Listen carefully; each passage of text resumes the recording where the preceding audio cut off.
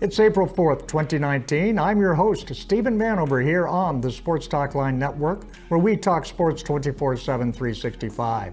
It's time to put on your NFL draft cap as we welcome SportsTalkLine NFL draft analyst, Connor Livesay. Good day, sir. We got less than a month left. Let's do this.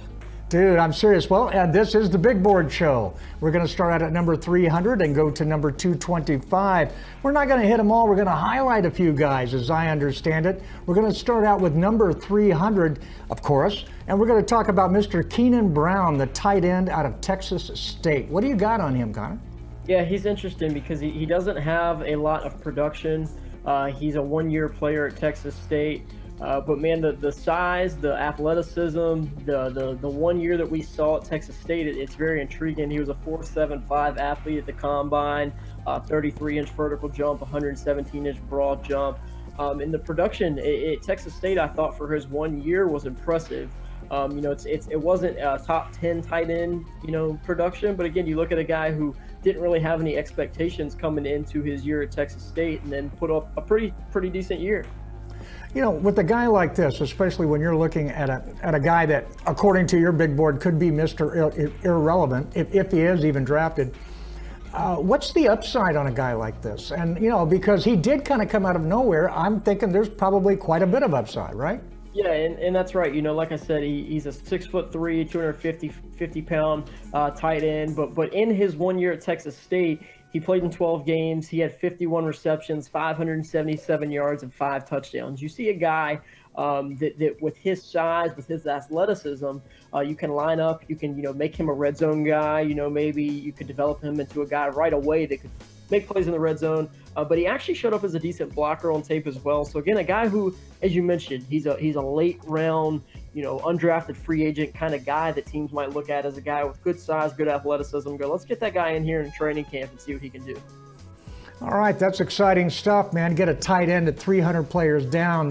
There's not a team in the NFL I can think of that doesn't need a tight end right now, even the New England Patriots all of a sudden, right?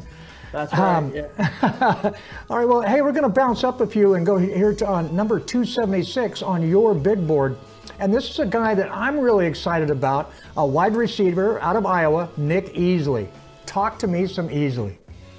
Yeah, Nick Easley's a guy who, if you gave me one player in this draft who reminds me a lot of a player who rhymes with Nick Easley, Cole Beasley, I would pick Nick Easley. He's a guy who is a little bit taller. He's a little bit thicker, 5'11", 200 pounds. But he's a guy who wins in a lot of the same ways. He's got very quick feet. He's good in really short areas. He breaks in and out of his breaks really well. Catches the ball a lot with his body. He's not a natural hands catcher, but he does catch a lot. He doesn't drop a lot of footballs. He brings in a lot. He's got a big catch radius for a smaller guy. He's a guy I think you could line up in the slot as a later round pick and really get a lot of production out of right away and for years to come. He really fits the Cole Beasley style of career that we saw out of Cole Beasley. I think Nick Easley is going to be a later round guy that kind of follows in his footsteps. And there is a job opening there in Dallas now, isn't there? There is. They're looking for a slot, but he's a guy who we always see New England grab these receivers late. These guys who no one's heard of, no one knows anything about, and then they end up being 1,200-yard receivers. Or they just wait for the Cowboys to cut him. Then, that works too. Okay. But yeah, he's just a guy, like I said, he runs good routes. He's very good with his feet, very good at coming in and out of his breaks, working back to the football. But he did make some plays down the field as well out of the slot. So I think he's a guy, like I said, you're gonna get in here. You're gonna work him in the screen game. You're gonna work him in moving east to west. Get him the football in his hands, and he's tough to bring down after the catch. So he's a guy, like I said, later round guy, but you get him in here, you develop him in training camp, and you might have your next Cole Beasley. And all right, and I got to ask you, okay, you keep mentioning develop. That's why he's down here, right? Yeah, and just, he's the shorter, not super athletic, slot receivers, just they don't get drafted high. We're always looking for the DK Metcalfs, the Odell Beckhams, the Jarvis Landrys, You know, we're just looking for the physical freaks, and he's not that. But he's a guy who put up 50-plus catches in his 2 years at Iowa, a former JUCO guy. He went to community college his first 2 years of college, transferred to Iowa after 2 years at community college, and then put up 50-plus catches. And he had 530 yards in his junior year and 494 yards in his senior year, put up 4 touchdowns in his junior year, 5 touchdowns in his senior year. So a guy who put up some production coming out of a small junior college school in Iowa when he did get to the big stage at Iowa. All right, now let's bounce a little bit further down the list again, going from number 276 to number 260. A guy that you've turned me on to, Connor, CC Jefferson, defensive lineman, defensive end out of Florida. You tell me what he is. Yeah, he's got defensive end size, but I think he might be more productive playing inside due to his athleticism. I say lack of athleticism, I should say. He came in at 6'1", 266 pounds, 33 and 5/8 inch arms, so he's got pretty long arms. He's got the edge size, but the 5'02", 40, the 7'5" cone, the 4'5" 20-yard shuttle suggests that he's not going to make it out there on the edge. So I think you could move him inside and get a rotational 3 technique player that could play in some 4-3 schemes. You know, I really like the power he played with at Florida to get in the backfield. He made a lot of plays. He didn't even make a lot. Let me reiterate there. He didn't make a lot of plays in the backfield, but he was in the backfield a lot. You know, the production, the stats don't really pop out at you, but when you turn on the tape, you always recognize number 96 in the backfield, and it really makes you, you know, keep checking back and going, who's number 96? And when that happens, you know, that's impressive to me when you have a guy who keeps popping up on the tape. Maybe not splashing, maybe not, you know, making the sacks or the interceptions, but when you keep having to, you know, pause the tape and go to the Florida roster and pull up the number, that holds some weight for me in my grades. And that's what, you know, while he's a late round guy, I think he's a guy that you could possibly get in. Again, we're talking about these developmental guys this late in the draft. You get in, you add some weight to him, you work on his athleticism, and you could really turn him into a productive 3 technique in the NFL.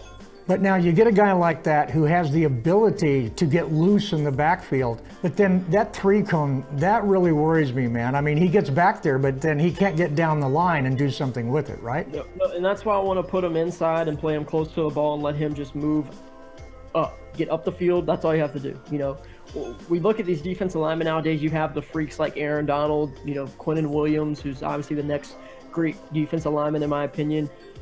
But you get a guy like CC Jefferson, who he might not put up 12 sacks a year because he doesn't have those change of directions. He doesn't have the short, the lower body flexibility, shorter quickness, but he might disrupt the pocket enough to where the edge guy can come and clean it up. And those guys his motor? How's his motor? Good. He's got a very good motor. You know, there's some questions about some off the field stuff with him. Nothing that's real big. But his motor on the field is fantastic. You see him run and chase all the time. I think a Rod Marinelli type. Yeah, you know, he's a guy that I think they you know, that prototype, the guys that can play in but can also slide in and play defensive tackle. We've seen them do that with the versatility, to move around. Exactly. I think that's what you get with CC Jefferson. But again, I think you watch the Florida tape, you see Ja'Kai Polite, a guy who's been talked about a lot recently due to his rough offseason. I think some of his sacks can get credited to CC Jefferson because he blows up the pocket, pushes the quarterback deeper into that pocket, and Ja'Kai Polite's screaming off the edge and doesn't really have to come back to the line of scrimmage. He just pushes the quarterback back for Ja'Kai Polite to politely sack the quarterback. Oh, there we go. Well said. Well said. All right. Well, hey, let's bounce up the list a little bit more, going from 260 to 240 on your list. Darrell Johnson. Now, this guy is an edge guy. All right. North Carolina A&T. Talk to me about some Johnson, because this guy, he's interesting, but anyhow, go ahead. I love Darrell Johnson. And again, obviously the grade doesn't reflect as a guy, but I always have a few guys in the 6th, 7th round that I would just be pounding the table for, standing on the table for, however you want to say it. He's one of them. He's a guy that played at a small school, North Carolina A&T, didn't get the big time, you know, TV networks, didn't get the big time sack numbers that you would look for in some of these small school guys, but he's a guy that has the tools, the traits to be very productive at the next level. 6'6", 253, almost 34-inch arms. He's got super great length. He's got really nice size. He moves extremely well. He's a guy that, like I said, he uses that length to the top of the measure. He's always fighting. He's always knifing at the ball when he's not able to get the sack. He's always reaching for the football, knocking the ball loose. He's strong at the point of attack, which showed up a little bit, caught me off guard a little bit. For a guy who's 250 pounds, you kind of expect him to get pushed around a little bit, but he's very good with his hands. He's very strong at the point of attack. His tackle for losses, his sacks numbers over the last few years at North Carolina A&T increased. So you look at a guy who didn't have the production, but he does have the traits. And like I said, as a day 3 guy, those traits are something I'm really looking for in a pass rusher. Yeah, but now the production is something that really concerns me because he's at a smaller school. So with those traits that you talk about, I was actually looking for a wee bit more production because of the quality of the competition. Yeah, that's always, an issue with some of these small school guys, and it's not great. It's not something that we turn to and go, okay, this guy's got 50 sacks in his last 2 years. I wish it was with him, but he's just a guy that he plays the run. He's a guy that's not just an up the field pass rusher. He's a guy that plays at the point of attack. He's able to shed. He's able to get up the field, but he's also able to play the run, like I said, and that did take away some of his sacks numbers because I think he was a all-around defensive end at NCA&T. And again, like I said, I wish the numbers were better. It would make his profile probably look a lot better. But again, I'm looking at his traits. I'm looking at a guy who has the length, the size, the speed, the mobility, the flexibility. And I go, that's the guy I want as a developmental pass rusher on day 3. Well, also another way of looking at this, and I think it's equally as important, is, when you get a guy from Wisconsin, that you're getting a guy that can play offensive line. I don't care if he's a defensive back. He can play offensive line because he's coming out of Wisconsin, and they know how to teach offensive linemen there, right? And so when you're at these smaller schools, lack of coaching, good quality coaching, is a real issue, isn't it? Yeah, of course. You get...